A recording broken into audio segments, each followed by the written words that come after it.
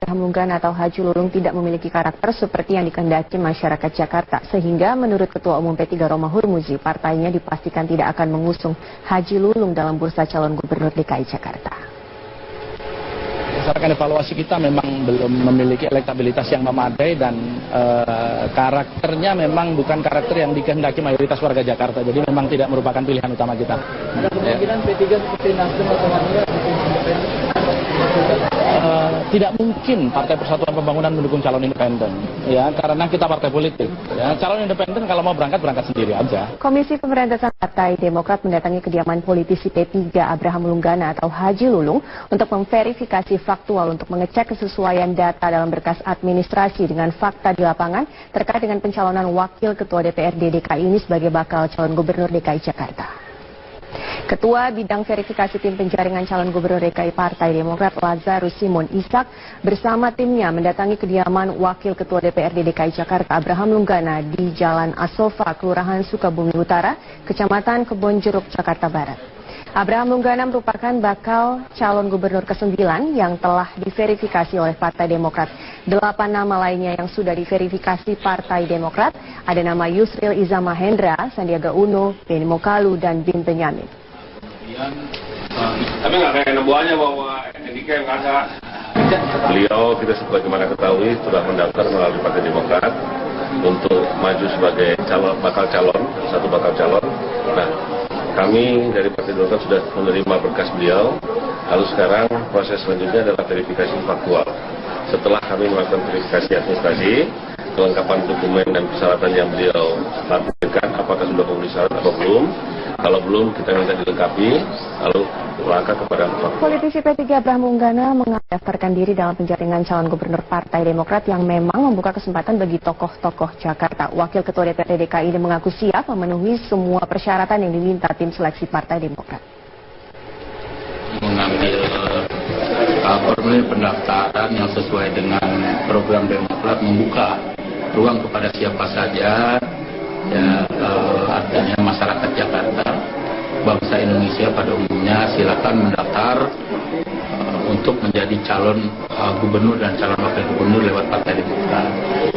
Nah, kemudian saya mendaftar dan saya sudah menyerahkan dengan seluruh syarat-syaratnya. Memang ada 2 syarat yang belum, ya. Dan hari ini saya didatangi dengan tim verifikasi faktual dari panitia penjaringan Partai Demokrat yang tadi barusan datang adalah 3 orang teman-teman kita. Dewan Pimpinan Pusat memanggil Wakil Ketua DPRD DKI sekaligus Ketua Balegda DPRD DKI Jakarta Muhammad Taufik. M. Taufik diperiksa sebagai saksi terkait dugaan suap pembahasan 2 raperda reklamasi di Pantai Utara Jakarta. Untuk ke-6 kalinya, M. Taufik diperiksa sebagai saksi dalam kasus dugaan suap anggota DPRD DKI terkait proyek reklamasi. Kali ini M. Taufik diperiksa sebagai saksi untuk Dirut PT APL Arisman Wijaya yang telah menjadi tersangka terkait suap pembahasan 2 raperda reklamasi di Pantai Utara Jakarta. Selain M. Taufik, KPK juga memanggil Wakil Ketua DPRD DKI Jakarta, Ferial Sofyan, serta Kepala Badan Pengelola Keuangan dan Aset Daerah Provinsi DKI Jakarta, Heru Budi Hartono, sebagai saksi untuk tersangka Dirut APL Arisman. Heru Budi Hartono sendiri telah 3 kali hadir menjalani pemeriksaan sebagai saksi. Dalam pemeriksaan sebelumnya, Heru menunjukkan sejumlah dokumen berisi usulan rancangan peraturan daerah soal zonasi dan tata ruang. KPK masih mengkonfirmasi dugaan pertemuan pimpinan DPRD dengan pengusaha Sugianto Kusuma alias Aguan. Terkait kasus ini, M. Taufik berdalih raperda yang dibuat Balegda tidak terkait dengan izin reklamasi, melainkan hanya terkait tata ruang dan zonasi. Pelaksanaan sama izin reklamasi, karena perda itu perda tata ruang, bukan perda izin. Nah, kita nggak mau masukin izin. Kan ada 2 perda yang beda kan Pak, yang zonasi sama yang... Enggak, zonasi kan alur laut. Kalau ini kan soal izin, terutama soal izin, ya. Berarti maksudnya ada perda yang lain gitu Pak? Enggak, izin itu kan udah keluar, jadi kita nggak mau masukin ke situ dong. Hingga hari Rabu 27 April 2016, jumlah KTP yang berhasil dikumpulkan teman Ahok sudah melebihi batas minimum yang ditetapkan KPU untuk bisa mendukung calon gubernur independen. Berdasarkan informasi dari situs resmi teman Ahok, perolehan dukungan KTP untuk calon gubernur pasangan Ahok dan Heru telah mencapai 695.832. Jumlah ini telah melebihi syarat minimum yang ditetapkan KPU sebanyak 532.000. Agar Ahok bisa melaju ke pemilihan gubernur DKI Jakarta tahun depan. Meskipun telah melebihi syarat minimum yang ditetapkan KPU, teman Ahok tetap optimis masih bisa menembus angka 1 juta KTP hingga bulan Juli mendatang.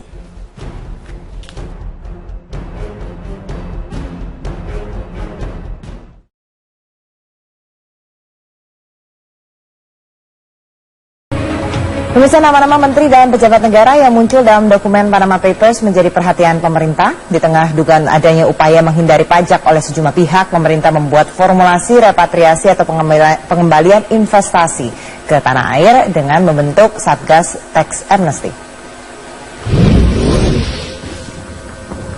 Pemerintah mengumumkan dibentuknya tim task force atau Satgas yang beranggotakan gabungan lembaga-lembaga negara di bawah koordinasi Menteri Keuangan. Satgas ini akan bertugas mendata investasi atau dana yang ditanam di luar negeri, sekaligus mengupayakan mengembalikan dana ini ke tanah air. Bersama dengan hal ini, pemerintah sedang mengupayakan adanya kebijakan tax amnesty. Buat tim task force bersama atau tim gabungan yang dikoordinasikan oleh Menteri Keuangan bersama dengan Dirjen Pajak karena satu entitas yang beranggotakan Jaksa Agung, Kapolri, PPATK, Menteri Hukum dan HAM, Bank Indonesia, OJK, dan Deplu. Saya pikir dalam waktu dekat akan segera direalisir. Akan dirapatkan Pak ya? Oh iya. Yang lalu sebenarnya sudah ada rencana untuk rapat itu, tapi nampaknya Pak Presiden dan berdua. Yang namanya offshore company itu tidak semuanya itu berlatar belakang untuk melakukan kejahatan.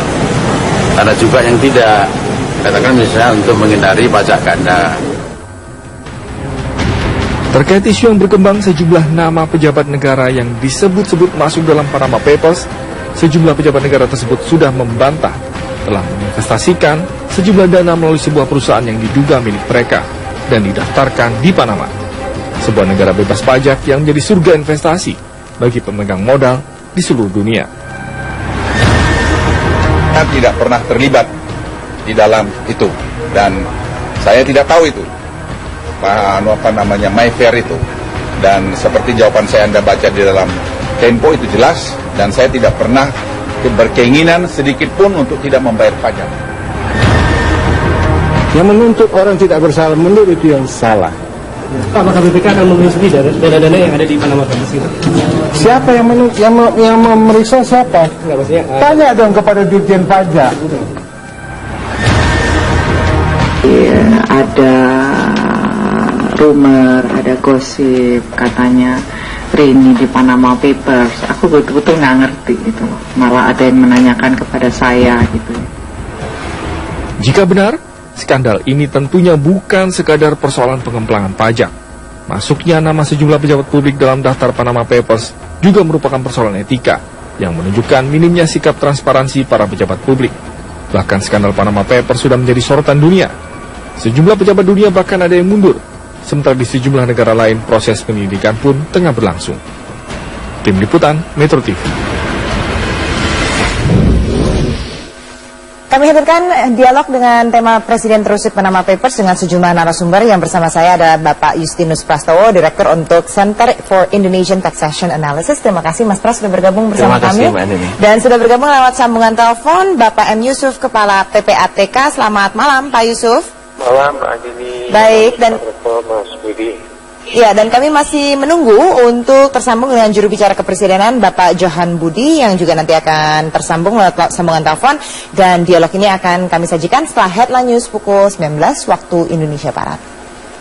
Kembali dalam Primetime News dengan dialog Presiden terusik Panama Papers. Mungkin saya langsung saja ke Pak M. Yusuf, Kepala PPATK. Pak Yusuf, peran PPATK dalam Satgas Panama Papers ini nanti seperti apa? Bahwa Satgas belum dibentuk ya.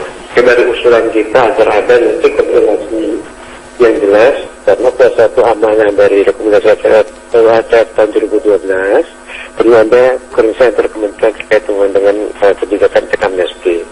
Tapi walaupun demikian kita sudah bekerja dengan cara memfasilitasi data. Kita bandingkan antara data yang dari Panama Papers, dari offshore liquidator, kemudian dari yang data G20, tapi G20 kita masih minta dari Menko, kemudian yang data kita sudah ada. Nah, dari Panama Papers itu kita menemukan memang ada beberapa pihak yang sudah tercatat di PPATK.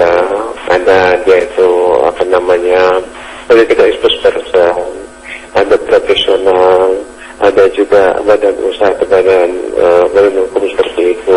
Nah, cuma masalah yang perlu dipahami oleh masyarakat bahwa di dalam Panama Papers belum uang atau aset dari nama saja. Sehingga ini kita serta-merta orang itu salah, enggak juga. Karena beberapa pilihan bisa jadi dia buka perusahaan di sana, memang dia punya kegiatan usaha seperti itu. Atau misalnya dia menganggap bahwa dari situ penyebutan lebih cepat di sana. Atau yang ketiga memang ada keinginan tidak baik menghindari pajak. Banyak pilihan sehingga kita belum bisa menjudgment sebuah negatif sesuai tidak dan cenderung pihak. Sayang sekali ini sambungannya sepertinya kurang jelas begitu ya dengan Pak Yusuf. Kita akan kembali lagi mencoba disambungkan dengan Pak Yusuf. Saya ke Mas Pras dulu. Mas Pras, kalau kita lihat ini nanti harus apa yang difokuskan oleh Satgas Panama Papers ini? Mengingat juga nantinya akan ada Satgas dari pengampunan pajak gitu. Khusus untuk Panama Papers, apa yang harusnya difokuskan? Ya, saya kira ini kan merespon sebenarnya yang sudah menjadi respon global terhadap dokumen Panama Papers. Maka respon pemerintah juga harus memenuhi harapan publik kan, terutama pemerintah pertama-tama dengan Satgas ini harus membuat mapping dulu. Mapping atau SOP yang akan dilakukan itu apa? Yang pertama saya kira melakukan profiling dulu. Kira-kira ada 3 atau 4 model atau modus yang biasanya dilakukan. Dari situ kan lalu bisa dikelompokkan. Yang menjadi concern pemerintah tentu menyangkut pejabat publik atau politisi saya kira, karena itu terkait dengan fungsi pemerintah. Kalau apalagi kalau ada pejabat pemerintah yang terlibat, diduga terlibat, itu harus jelas betul karena ini menyangkut mitigasi resiko konflik kepentingan di dalam pemerintah sendiri. Dengan hal ini pemerintah sedang mengupayakan adanya kebijakan tax amnesty. Buat tim task force bersama atau tim gabungan yang dikoordinasikan oleh Menteri Keuangan bersama dengan Dirjen Pajak karena satu entitas yang beranggotakan Jaksa Agung, Kapolri, PPATK, Menteri Hukum dan HAM, Bank Indonesia, OJK, dan Deplu. Saya pikir dalam waktu dekat akan segera direalisir. Akan dirapatkan Pak ya? Oh iya. Yang lalu sebenarnya sudah ada rencana untuk rapat itu, tapi nampaknya Pak Presiden kan berdua. Yang namanya offshore company itu tidak semuanya itu berlatar belakang untuk melakukan kejahatan. Ada juga yang tidak, katakan misalnya untuk menghindari pajak ganda. Terkait isu yang berkembang sejumlah nama pejabat negara yang disebut-sebut masuk dalam Panama Papers, sejumlah pejabat negara tersebut sudah membantah telah menginvestasikan sejumlah dana melalui sebuah perusahaan yang diduga milik mereka dan didaftarkan di Panama, sebuah negara bebas pajak yang menjadi surga investasi bagi pemegang modal di seluruh dunia. Saya tidak pernah terlibat di dalam itu dan saya tidak tahu itu Mayfair itu, dan seperti jawaban saya Anda baca di dalam Tempo itu jelas, dan saya tidak pernah berkeinginan sedikit pun untuk tidak membayar pajak. Yang menuntut orang tidak bersalah, menurut itu yang salah. Apakah BPK akan menelusuri dana-dana yang ada di Panama Papers itu?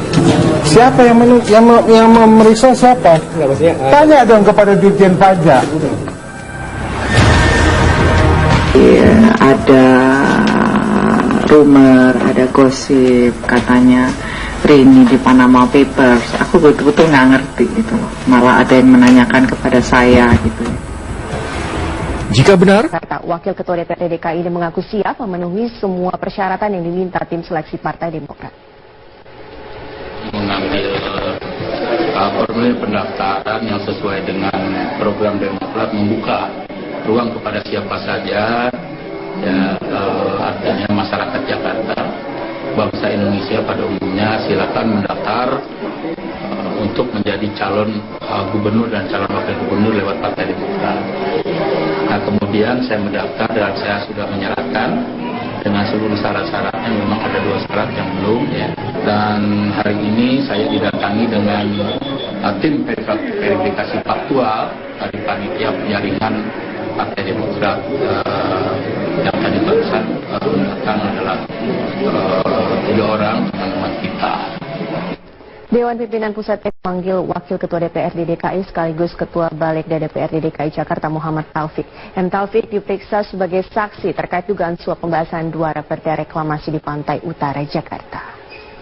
Untuk ke-6 kalinya, M. Taufik diperiksa sebagai saksi dalam kasus dugaan suap anggota DPRD DKI terkait proyek reklamasi. Kali ini M. Taufik diperiksa sebagai saksi untuk Dirut PT APL Arisman Wijaya yang telah menjadi tersangka terkait suap pembahasan 2 raperda reklamasi di Pantai Utara Jakarta. Selain M. Taufik, KPK juga memanggil Wakil Ketua DPRD DKI Jakarta, Ferial Sofyan, serta Kepala Badan Pengelola Keuangan dan Aset Daerah Provinsi DKI Jakarta, Heru Budi Hartono, sebagai saksi untuk tersangka Dirut APL Arisman. Heru Budi Hartono sendiri telah 3 kali hadir menjalani pemeriksaan sebagai saksi. Dalam pemeriksaan sebelumnya, Heru menunjukkan sejumlah dokumen berisi usulan rancangan peraturan daerah soal zonasi dan tata ruang. KPK masih mengkonfirmasi dugaan pertemuan pimpinan DPRD dengan pengusaha Sugianto Kusuma alias Aguan. Terkait kasus ini, M. Taufik berdalih raperda yang dibuat Balegda tidak terkait dengan izin reklamasi. Abraham Lunggana atau Haji Lulung tidak memiliki karakter seperti yang dikehendaki masyarakat Jakarta, sehingga menurut Ketua Umum P3 Roma Hurmuzi, partainya dipastikan tidak akan mengusung Haji Lulung dalam bursa calon gubernur DKI Jakarta. Berdasarkan evaluasi kita memang belum memiliki elektabilitas yang memadai dan karakternya memang bukan karakter yang dikehendaki mayoritas warga Jakarta. Jadi memang tidak merupakan pilihan utama kita. Ada kemungkinan P3 seperti Nasdem atau Hanura tidak mungkin Partai Persatuan Pembangunan mendukung calon independen, ya, karena kita partai politik. Ya, calon independen kalau mau berangkat sendiri aja. Komisi Pemberantasan Partai Demokrat mendatangi kediaman politisi P3 Abraham Lunggana atau Haji Lulung untuk memverifikasi faktual untuk mengecek kesesuaian data dalam berkas administrasi dengan fakta di lapangan terkait dengan pencalonan Wakil Ketua DPRD DKI ini sebagai bakal calon gubernur DKI Jakarta. Ketua Bidang Verifikasi Tim Penjaringan Calon Gubernur DKI Partai Demokrat Lazarus Simon Ishak bersama timnya mendatangi kediaman Wakil Ketua DPRD DKI Jakarta Abraham Lunggana di Jalan Asofa, Kelurahan Sukabumi Utara, Kecamatan Kebonjeruk, Jakarta Barat. Abraham Lunggana merupakan bakal calon gubernur ke-9 yang telah diverifikasi oleh Partai Demokrat. 8 nama lainnya yang sudah diverifikasi Partai Demokrat ada nama Yusril Iza Mahendra, Sandiaga Uno, Benny Mokalu, dan Bin Benyamin. Tapi nggak kayak nebuannya bahwa Andika yang nggak. Beliau kita sebagaimana ketahui sudah mendaftar melalui Partai Demokrat untuk maju sebagai bakal calon. Nah, kami dari Partai Demokrat sudah menerima berkas beliau. Lalu sekarang proses selanjutnya adalah verifikasi faktual. Setelah kami melakukan verifikasi administrasi, kelengkapan dokumen dan persyaratan yang beliau lampirkan, apakah sudah memenuhi syarat atau belum.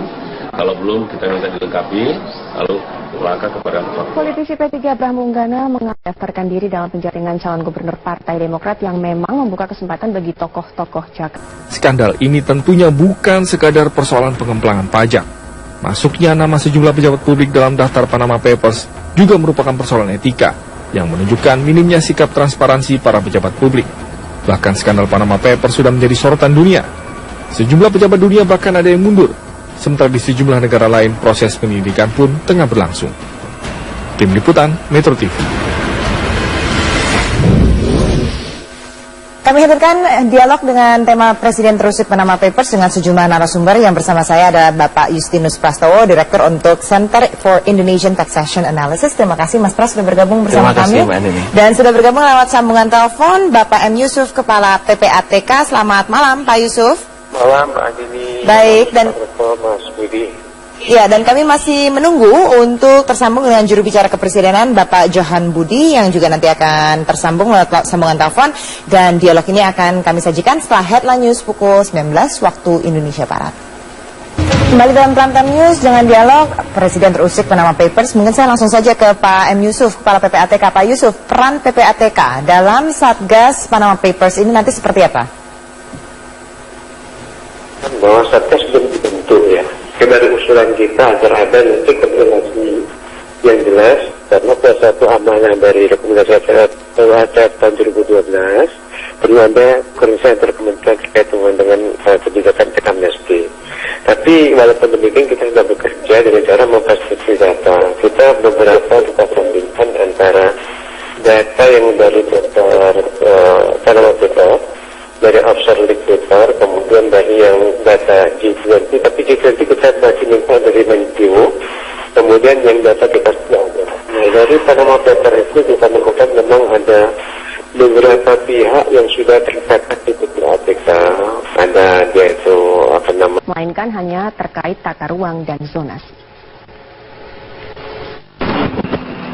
Pelaksanaan sama izin reklamasi, karena perda itu perda tata ruang, bukan perda izin. Nah, kita nggak mau masukin izin.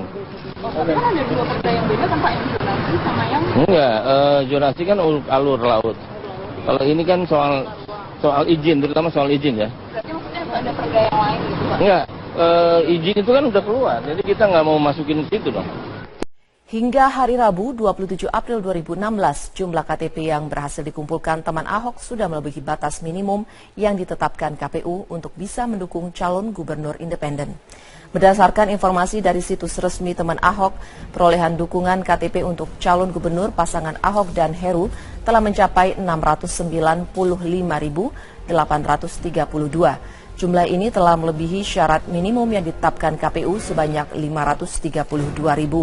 Agar Ahok bisa melaju ke pemilihan gubernur DKI Jakarta tahun depan. Meskipun telah melebihi syarat minimum yang ditetapkan KPU, teman Ahok tetap optimis masih bisa menembus angka 1 juta KTP hingga bulan Juli mendatang.